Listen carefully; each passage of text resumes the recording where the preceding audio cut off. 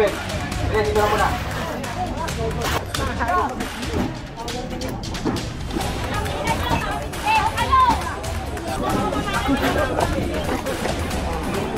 Willing kami umalis, willing kami umalis. Ngayon po, hindi naman po sila nag-comply. Kasama rin po sa kasulatan eh. Ang documents po nila may mali na may pirma, ginamit po nila sa mga papeles nila yun. Mga suwat po natin masyado kayo. Kakasuhan po namin sila ng direct assault.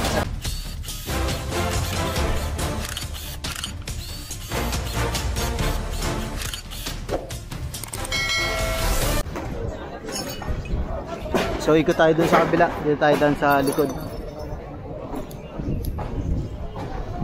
Ingat lang tayo, dami bubog. Nagkabatuan kasi rito kanina eh.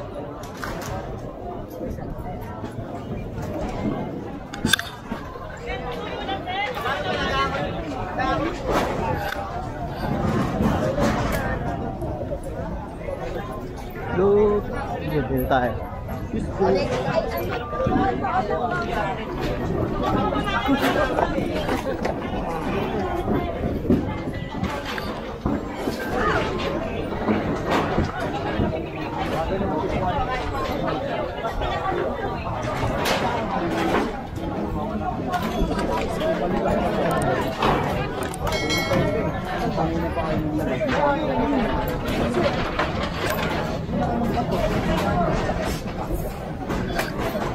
Yan, bali nag-iimpake na sila rito sa loob.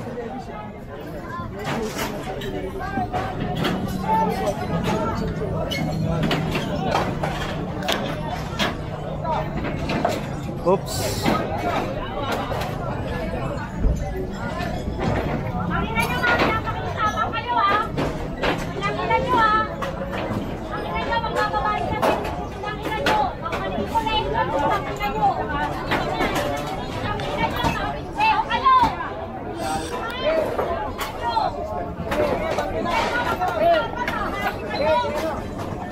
May mga gamit.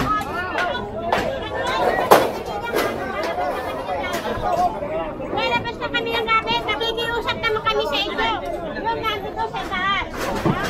Baka ako yung matayin, nasabi ko na. Sa inyo muna, sandali lang. Willing kami umalis, willing kami umalis. Ilabas lang natin ang gamit. Taas ba? Sir, pumasok sir.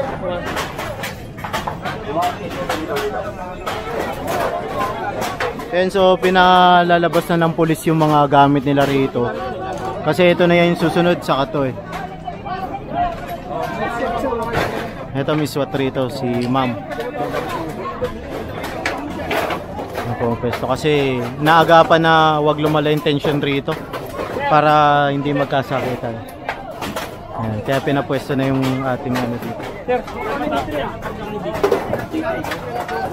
Sir, kausapin na. Dali lang. 27. Dali, dito na muna. Kaya na, tanggal niya yun.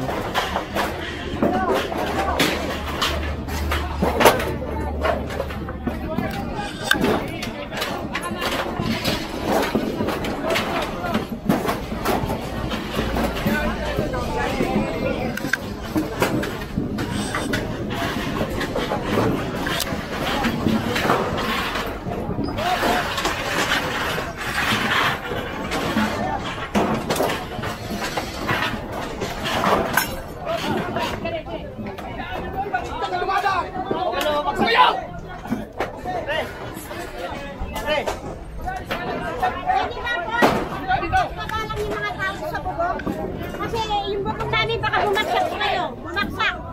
Dahil naglilipat na po kami. Nakiusap na po sa inyo. Labas po ako, labas po ako. Kuya, sila dyan, kuya!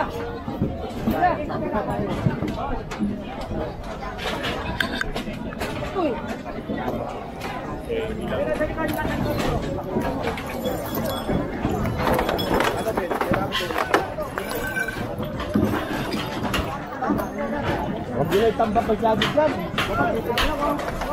And so nakikiusap si nanay na wag raw munang pasukin yon yung kabila kasi naglalabas sila ng gamit sa taas. Eh, kinausap naman siya ng pulis, sabi sige ibaba muna nila kaya hindi muna inaakyat to. Eh, eto muna, yung harapan lang.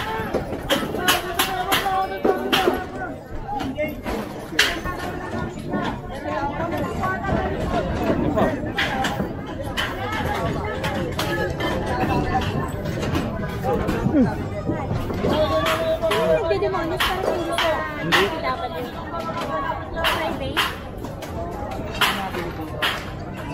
Private yan eh. Rights lang ang meron sila. Kaso, hindi sila sumunod. Dalawang buwan yata sila pinagbigyan kasi ang pagkakalam ko kasabay ko nun dun sa may Banggang. Noong May. Kaso, hindi sila umalis.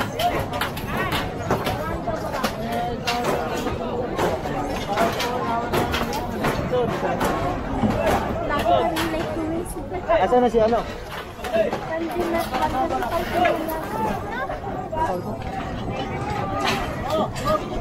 Ay, sorry po.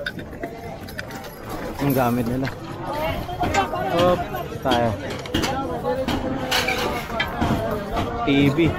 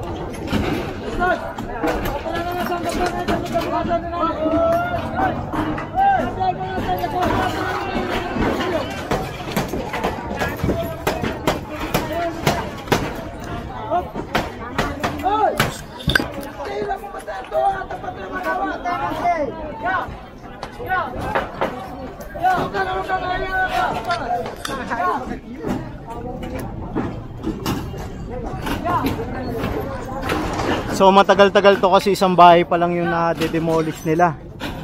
Bali ang gagawin kasi lahat yan i-demolish kasi private property na to.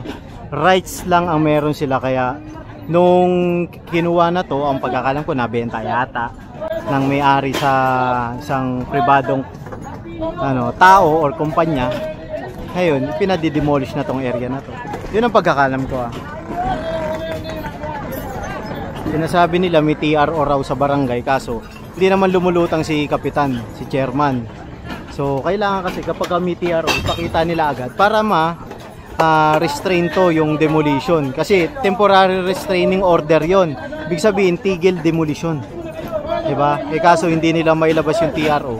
Kaya dire-diretso pa rin ang demolition dito sa area, sa Abad Santos Street, malapit sa Antipolo Street. One Luna yata ito, extension yung papasok dito. Ito, kinita nila.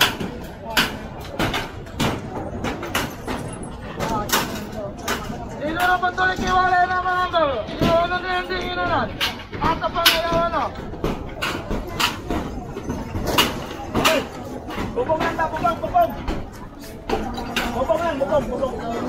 Ayan, bubong lang raw, bubong. Hoy, bubong lang, bubong.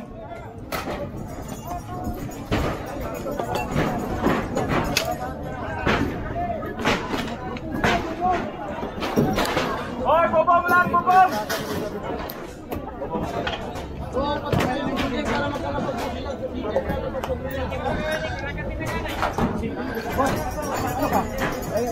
Kasama ka dyan. Hintayin mo, lalabas yan.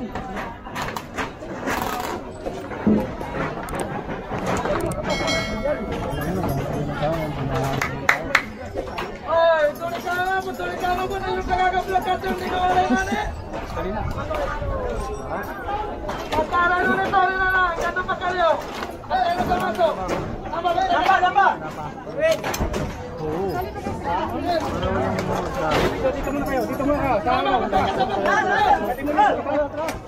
Dito ka.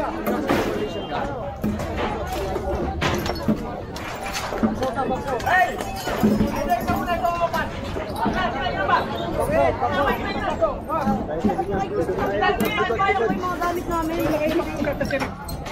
Siya po yung nagpapaano eh. Let's go!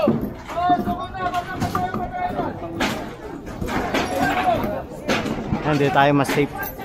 Sa likod tayo ng mga pulis.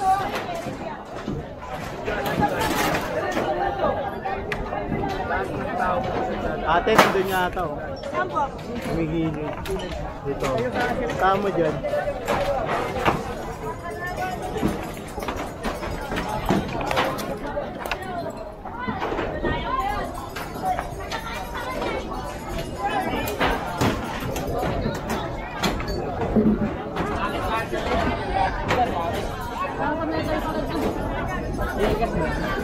So pangalawang bahay na sila dun sa milikod.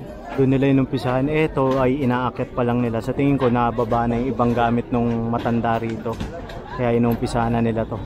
At etong baba.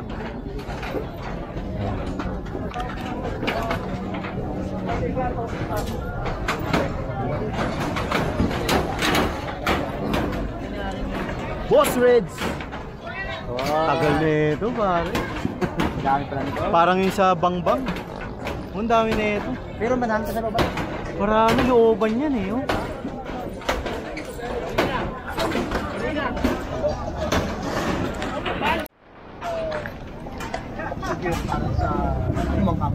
Hindi naman po, hindi naman po. Neutral po kami rito. Kung halimbawa may gulo ho, katulad ho kanina, yun ho, ipapasipay ho namin. Kung nangyari na nga sa magkakabatuan na nakakabatuan na yung parang panas ko na gano'n kung nagbabada rin yung ano na po ang lagyan ko siya ng pulis na? Kasi kanina ho kanina, nagsalita po ako na hanggat marihito natin sila.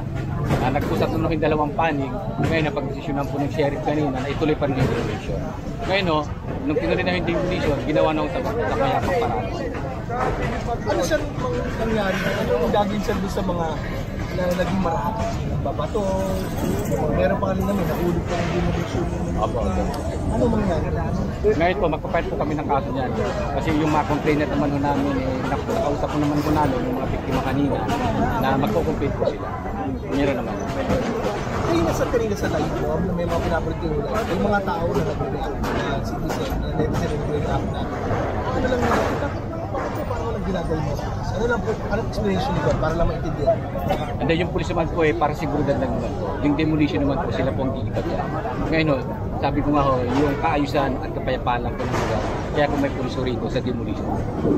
Ay, nung nagkagulo na, doon na po pumasok. Pumasok na rin yung SWAT. Ano po ang ginawa ng SWAT doon? Kanina po umakyat po sila dyan. Para kahit pa paano masawata ho yung mga nagbabato kanina. Ngayon naman nung umakyat naman na sila kahit pa paano man napigilan na yung mga tao. Nakuha ba natin sir yung mga nampato? Pangalan yung nila? Pagkakakilalan ho, aalamin pa ho namin. Alam. Kasi meron naman ho kami pinalipad na drone. Meron naman. Kanina po may ano daw po. Matutukoy. Ano po possible namang kinakaharap na kaso ng mga matutukoy sa video nyo ng mga lalaki? Kakasuhan po namin sila ng direct assault at saka po yung depende po sila kung meron po tayong obstruction po. Last na lang, ano po ang naging, parang ano po naging turning point? Bumigay na rin yung mga residente at hindi na sila, tuminto sila sa kagulo. Ayon po sa pag-uusap po ng sheriff po namin at saka yung mga nandito po, pumayag naman na po sila. Kaya yung unang bahay po kanina wala na pong value, hindi na po sila nag-react, pumayag naman na po sila. Kasi wala naman po silang magagawa dahil meron naman pong court order.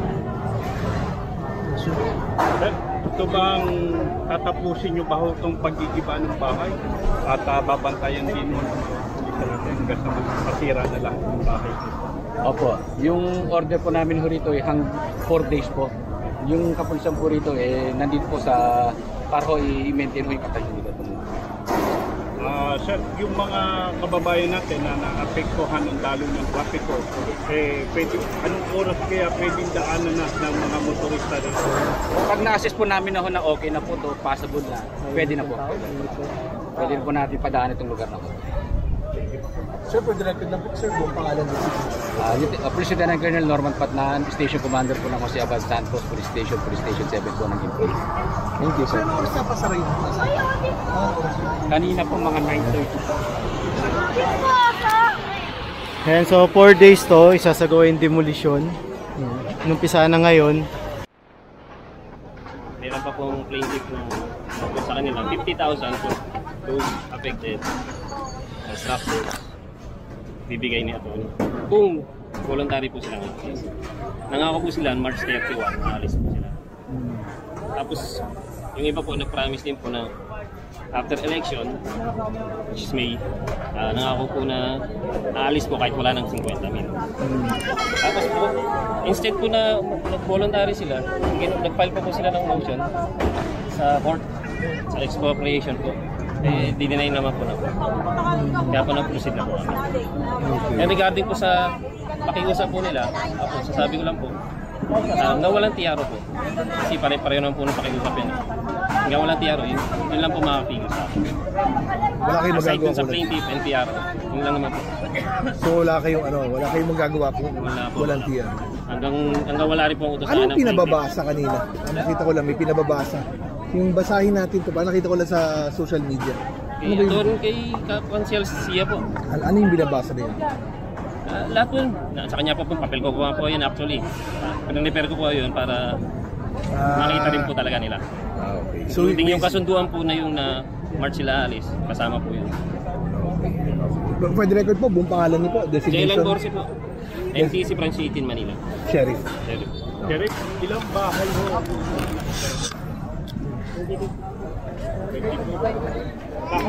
Bali 22 bahay pala yun. Naway po yung gawa po ng kasulatan nila. Apo.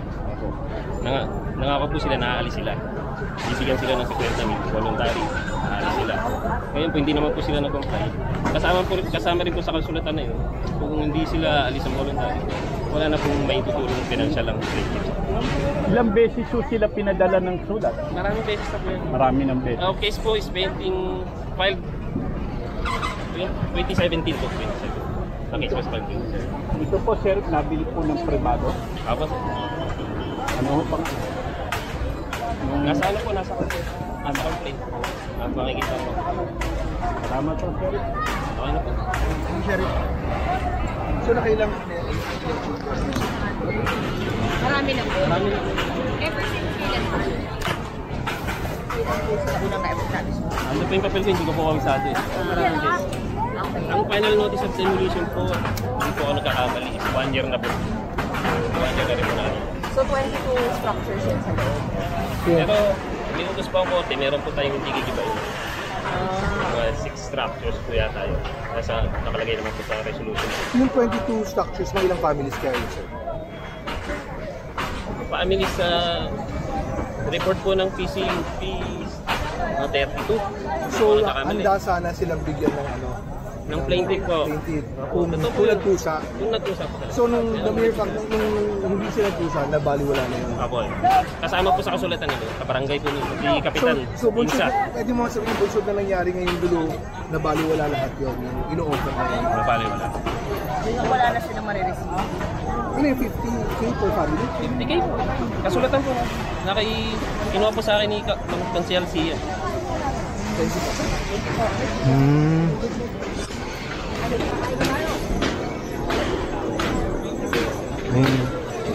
So, inopera pala sila nung complainant ng 50K para mag-self-demolish. Kaso, hindi sila sumunod. Kaya nabaliwala na yung 50K na offer sa kanila. Ano na yun? Kumbaga, na-wave na. Na-wave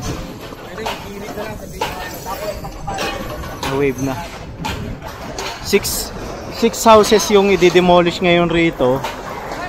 Ayan. Ayan, alis na tayo dito. Gigilid tayo, gigilid.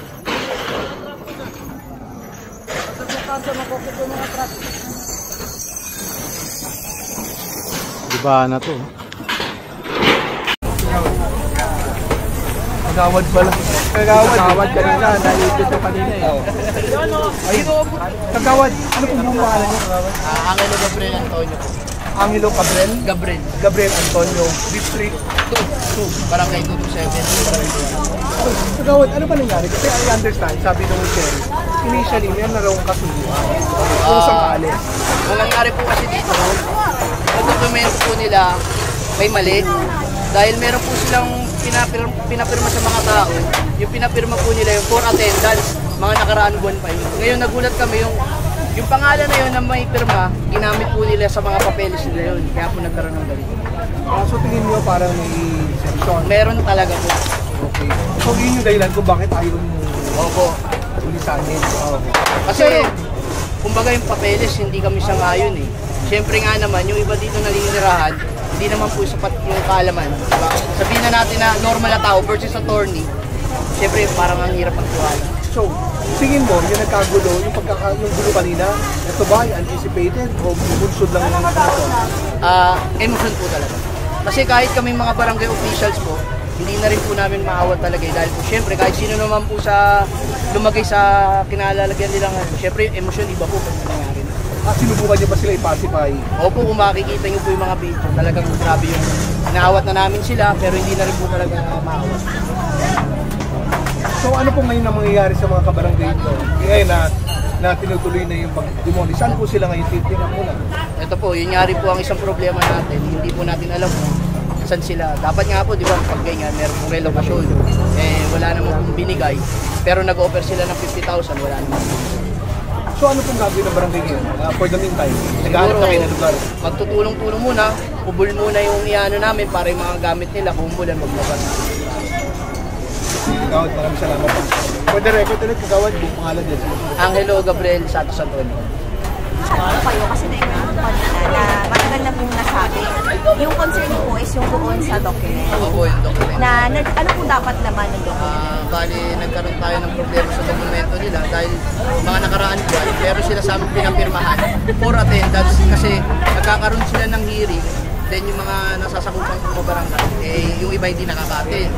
So yung pinapirma nila with name at signature, ginamit nila ngayon yun para magkaroon ng power na matuloy yung So bali hindi na-clarify sa inyo, hindi sinabi, wala akong kaabiso sa inyo na mangyayari? Wala silang abiso na ito. Hindi sila actually, nagtaka kami 3 days may mga umikot-ikot na pero wala sa amin nagsabi na halimbawa, Kagawad, chairman, hindi sila bumaba sa barangay. For the record po, walang nakatanggap sa inyo sinasabing plaintiff na merong, yun nga po yung pinagmitingan nakaraang buwan na mag-offer po sila ng 50,000 na sariling pag-iba ng bahay. Hindi po namin tinanggap yun. Ngayon po nagulat kami dahil sa attendance na binigay nila, sabi nila attendance, yun na yun. Nagulat kami yun na pala yun. Parang wala talaga. Kasi sabi ko nga po ganito yan kung kami pumayag sila sa 50,000, hindi naabot sa ganito. Diba? Kung sana silang aalis. Dahil po hindi naman po nila tinanggap yun, kaya po nagkaroon ng ganito. Tapos, Kagawad, ano pong, paano po, dumating tayo sa punto na tinanggap nyo na yung demolition? Bali, ganito po nangyari sa atin, Kung nakakita nyo naman po kanina talaga, grabe yung nangyari. Dahil sa, yan na rin po, marami na rin pong buwaka, pulisan, mga SWAT natin, natanggal na yung araw. Simula na natanggal yung araw, wala na, dire-diretso na yun. Ngayon, nakikiusap kami na baka kahit papano, kahit 3 hours o kaya kahit isang araw, 2 araw, kahit papano, may labas lang yung mga tao. So, yun suko na rin naman na talaga. Okay. So, yun ang ina-ask ko ngayon sa Karoon kami ng doon na, bakit gano'n? Sabi ko, kahit Kagawad daw, government official naman ako. Kaya nga umakyat dito para matigil na yung gulo sa taas. Kasi yung isang kabarangay ko, nakikusap lang naman sa akin na may anak. Yung mga gamit po nila sa taas na mahalagay, mga bike, mga rep, may baba. Mga SWAT po natin masyadong mainit. Kaya po nagkaroon kami ng tulakan sa taas. So yun pala yun. Salamat Kagawad.